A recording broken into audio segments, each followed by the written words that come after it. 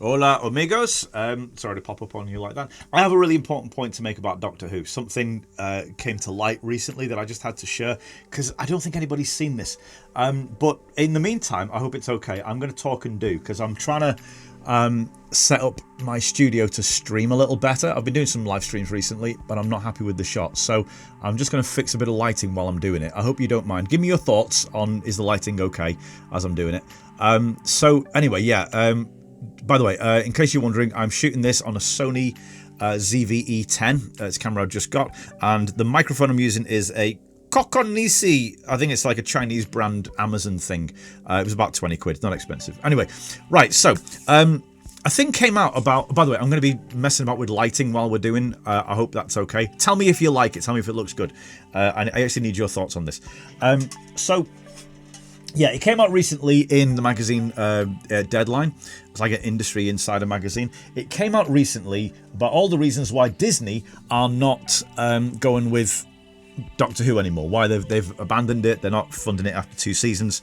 And I think everybody knows the ratings were awful and they spent a lot of money. Well, it's come out recently in this article just how much money Disney did spend on it.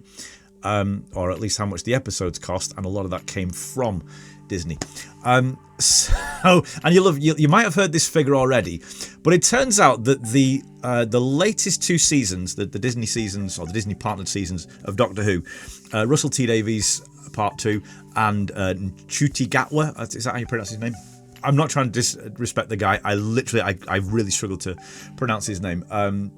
But anyway, yeah, it turns out that those episodes have cost, get this, between $5 and $10 million per episode, an average of $8 million per episode. Now, that sounds like a lot of money. And if you're thinking, I'm just going to turn the lights off, by the way. If you're thinking, wow, that's a lot of money. Oh, brother.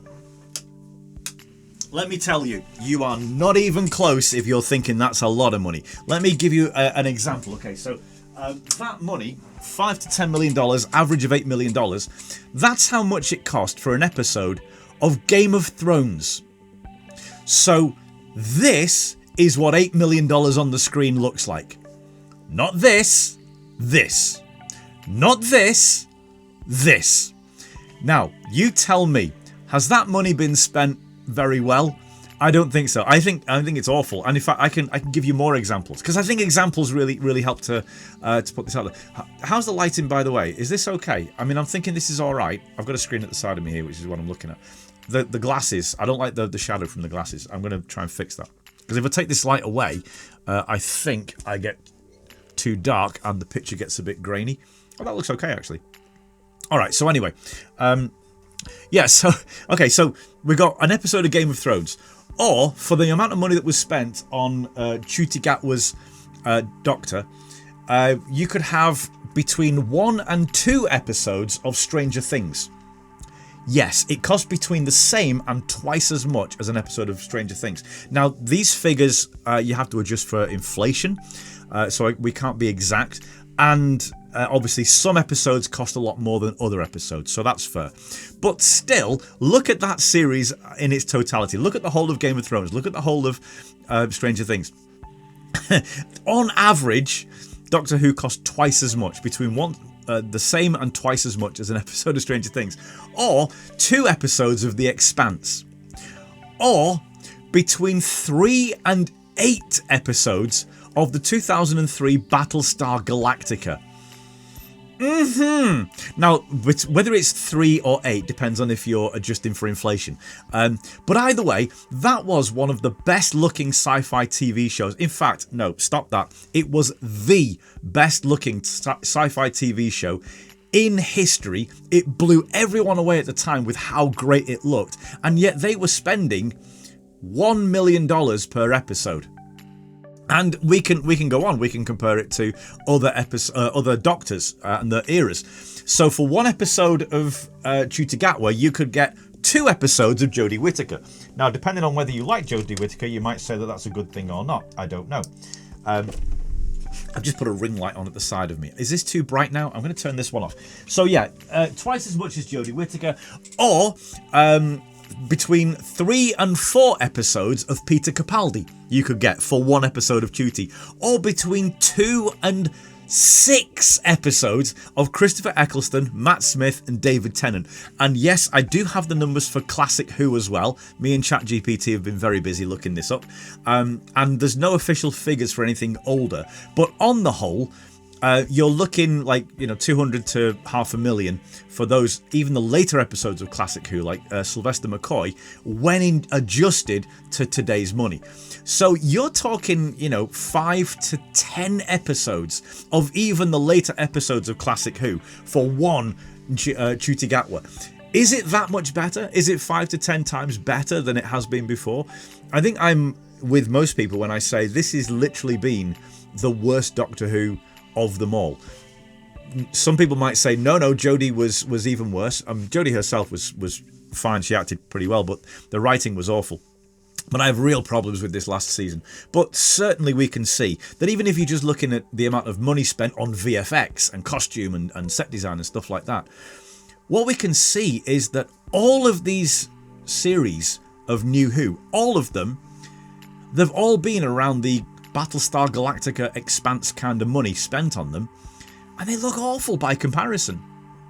And I think the reason for this is we're really suffering from a jobs for the boys kind of syndrome. This is the in crowd, so Moffat, Chibnall, and Davies, they all know each other, and they all have the same writers in there, the likes of Mark Gatiss and people like that. It's always the same internal crowd of writers, and if it's not the exact same writers, it's all people who know each other. And I think what we can see here is that we're dealing with people who do not know how to spend this kind of money on this kind of production. They just don't know how to do it. They've been lavished with Hollywood money, actual Hollywood levels of money, and what they've come out with is this. They don't know how to produce this. So this is why I'm saying I think Doctor Who needs to not just rest long enough for the dust to settle from this season and maybe give another writer a go. The entire production team, everyone involved in this production, needs to go on and do other things, and then people who know how to make this kind of stuff need to step in and actually make something good. They need to decide, is Doctor Who like a kitsch, camp, tongue-in-cheek kind of thing, which it's sort of typically always been, or is it what they're trying to do now and failing miserably at, and a serious production? Because if they're going for a serious production, they need to pass this on to someone else entirely. I need different coloured lighting in the back here, I think. I did have that before. But I think this is bright enough, certainly. By the way, my head's everywhere this morning. I hope that's okay. So yeah, that's kind of my thought. I think from a production point of view, they need to let go. This needs to rest long enough that it gets passed on to a completely different kind of people. And in case you're wondering, but those are all American shows, John. We don't want Americans coming in and making it. An awful lot of those shows that I just mentioned were made in England, or at least parts of them were made in England. They were shot at Pinewood, for instance, or in Scotland and places like that.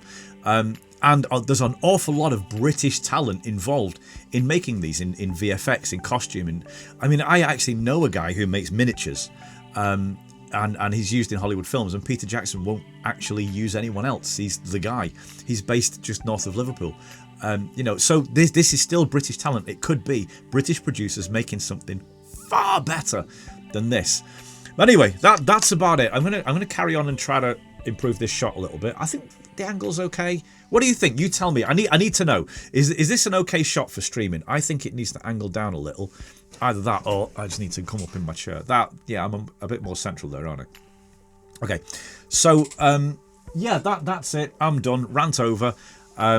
Give me your thoughts. Am I completely wrong on this? Are you shocked at how much money has been spent and just how badly it's been done? Or are you defending Doctor Who? Because I know a lot of people that watch this channel, you like to defend the Doctor. That's great. Give me your thoughts. I like being wrong and I like being told that I'm wrong, so that's okay. Anyway, if you want to be part of what we're doing, we are creating a brand new sci-fi, and this is one where people like me and maybe people like you actually get to call the shots. This is I'm going to say fan-made sci-fi universe, but it's more than that. It's an open source sci-fi universe where everybody can contribute to it, take ownership, and that means you can even monetize the things that you make. If you want to know more, head to the website. It's exuno.com, or stick around, join the Discord because the conversation's just getting going, or like and subscribe. and let's have a conversation. Anyway, thanks for watching, guys. Apologies for the ranting and the unprofessionalness of this, including the use of the word unprofessionalness. Is that a word? Anyway, that's it for now, guys. Thank you for listening. See you next time.